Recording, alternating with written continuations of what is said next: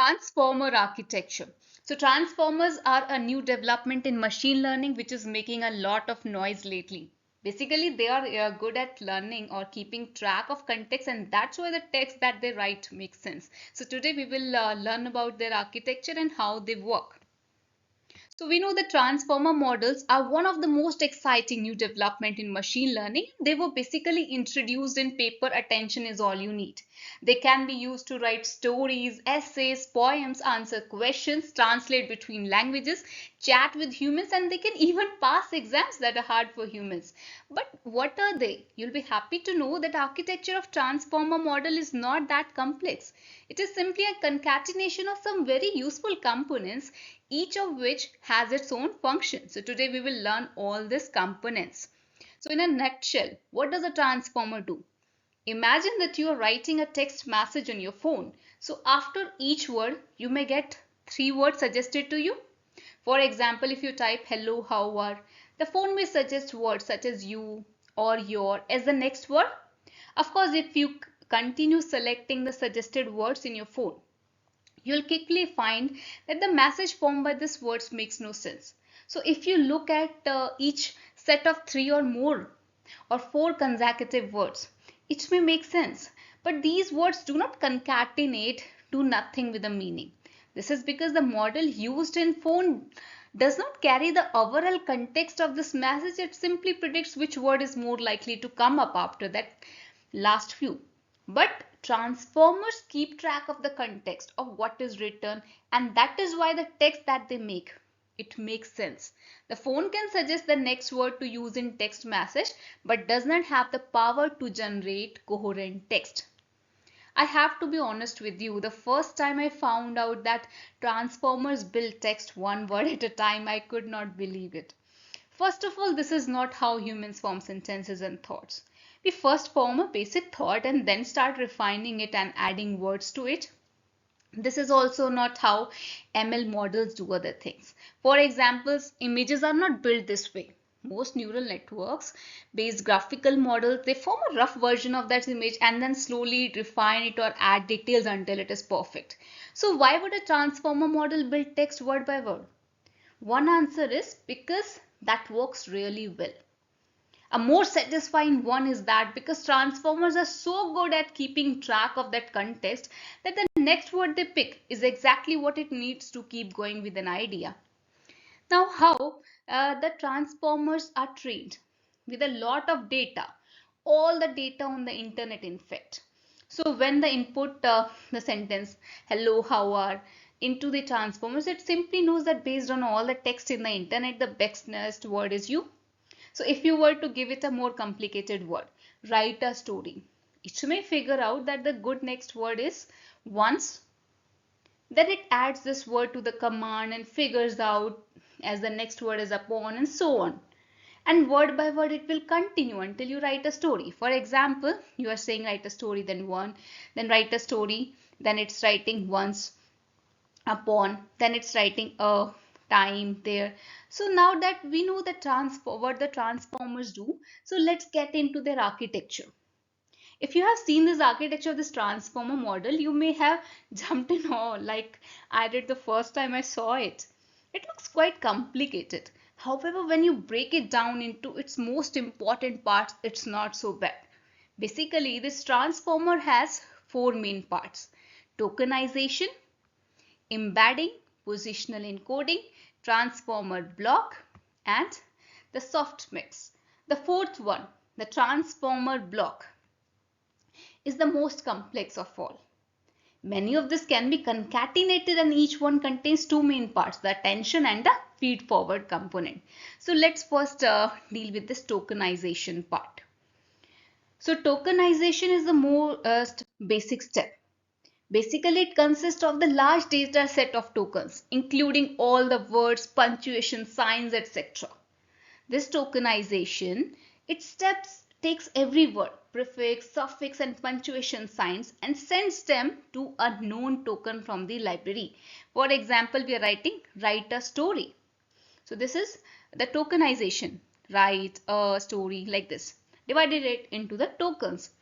The second is embedding. So once the input has been tokenized, it's time to turn words into numbers. So for this, we will use an embedding. So here we all know that text embeddings send every piece of text to the vectors of numbers. So if two pieces of text are similar, then the numbers in their corresponding vectors are similar to each other.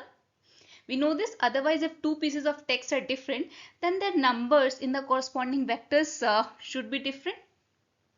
The next thing is positional encoding. So once we have this vector corresponding to each of this token, the next step is to turn all this into the vectors to process. And the most common way to turn a bunch of vectors into one vector is to add them component wise. That means we add each coordinate separately. For example, if the vector of length 2 is 1, 2 and 3, 4, their corresponding sum is 1 plus 3, 2 plus 4. We are having two vectors, 1 and 2. Another vector is having 3 and 4. So 1 and 3, 2 and 4. So which equals 4 and 6. So this can work, but there is a small caveat. Addition is commutative. Means that if you add the same numbers in a different order, you get the same results. So in that case, the sentence I am not sad, I am happy, and the sentence I am not happy, I am sad will result in the same vector given that they have the same words except in different order. This is not good.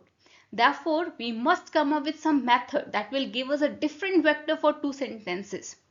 Several methods work and we will go with them. Then first method in this is positional encoding. That consists of sequence of predefined vectors to the embedding vectors of the word, which ensures that we get a unique vector for every sentence, and the sentence with the same words in different order will be assigned different vectors. So in this example, if you see the vectors corresponding to the word write, a, story, and dot become the modified vectors that carry information about their positions. Label like write is 1, a is 2, story is 3, dot is 4. So basically it's just providing this position of these words. The next is a transformer block. So let's recap what we have done so far. The words come in, get turned into tokens, that is through the tokenization. Now these tokenized words are turned into numbers using embeddings. Then order gets taken into account, that is positional encoding, telling that this is the position of this word. So this gives us the vector for every token that we input to the model. Now the next step is to predict the next word in the sentence. And this is done with a really large neural network, which is trained precisely with that goal to predict the next word in a sentence. So we can train such a large networks, but we can vastly improve it by adding a key step. That is the attention component. So introduced in this paper, attention is all you need. It is one of the key ingredient in transformer models and one of the reasons they work so well. Attention is explained in the previous section also, but for now imagine it's a way to add context to each word in the text. So this attention component is added at every block of this feed-forward network. Therefore, if you imagine a large feed-forward neural network whose goal is to predict the next word formed by several blocks of small neural network, an attention component is added to each of these blocks. And each component of this transformer called transformer block is then formed by two main components. First is the feed forward component and second is the attention component. So next, what is attention? Next step is attention. As you learn, attention is mechanism which deals with a very important problem. That is the problem of context. Remember the problem of context. Sometimes, as you know, the same word can be used in different meanings. This tends to confuse this language models since an embedding simply sends words to the vectors without knowing which definition of the word they are using. So attention is a very useful technique which helps this large language model understand the context. So in order to understand how attention works, consider the following two sentences. The bank of the river and money in the bank. As you can see, this word bank appears in both but with a different definition. In sentence 1, we are referring to the land at the side of the river, and in the second one to the institution that holds money. The computer has no idea of this, so we need to somehow inject that knowledge into it. What can help us? Well, it seems that the other word in the sentence can come to our rescue. For the first sentence, the word the and of do us no good, right? But the word river is the one that is letting us know that we are talking about the land at the side of the river. Similarly, in the sentence 2, the word money is the one that is helping us understand that the word bank is now referring to the institution that holds money, right? So in short, what attention does is that it moves the words in a sentence or piece of text closer in the word embeddings. So in that way, the word bank in the sentence, money in the bank, will be moved closer to the word money. Equivalently in the sentence, the bank of this river, here the word bank will be moved closer to the word river. So that way the modified verb bank in each of the sentences will carry some of the information of the neighboring words, adding context to it. Now this attention step used in transformer models is actually much more powerful, and it is called multi-head attention. So in the multi-head attention, several different embeddings are used to modify the vectors and add context to them. So multi-head attention has helped language models reach much higher level of efficacy when processing and generating the text. The next is the softmax layer. Now that you know that a transformer is formed by many layers of transformer blocks, each containing an attention and a feed forward layer. So you can think of it as a large language neural network that predicts the next word in a sentence. Now this transformer outputs scores for all the words, where the highest score are given to the words that are most likely to be the next in the sentence, right? The last step of the transformer is softmax layers, which turns the scores into probabilities that add to 1. So where the highest score corresponds to highest probability, then we can sample out of this probabilities for the next word. So in this example, the transformer give highest probability, that is 0.5 to ones, and the probability of 0.3 to there, and then again we are giving this 0.5 probability to ones and zero point 0.2 probability to somewhere, 0 probability to zygote, and this aardvark, right? So once we have sampled the word, once is selected, and that is the output of this transformer. Now what? Well, we repeat the step. We now input the text, write a story once into the model, and the most likely the output will be upon.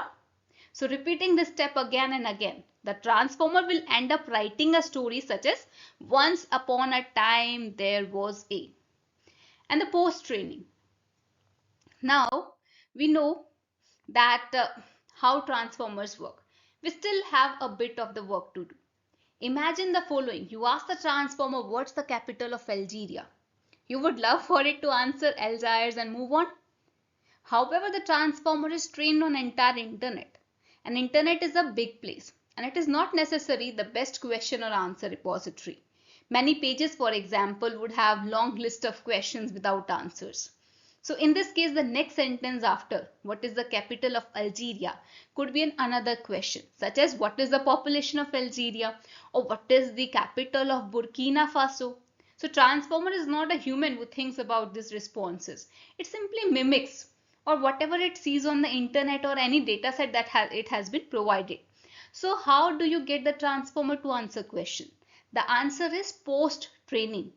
So in the same way that you would teach a person to do certain tasks, you can get a transformer to perform tasks. So when the transformer is trained on the entire internet, then it is trained again on a large data set which corresponds to a lot of questions and their respective answers. So transformers, like humans, have a bias towards the last thing that they have learned. So post-training have proven a very useful step to help transformers succeed at the task they are asked to. So post-training also helps with many tasks. For example, one can post-train a transformer with large data sets of conversions in order to help perform well as a chatbot or to help us write poems or even code. Okay, thank you.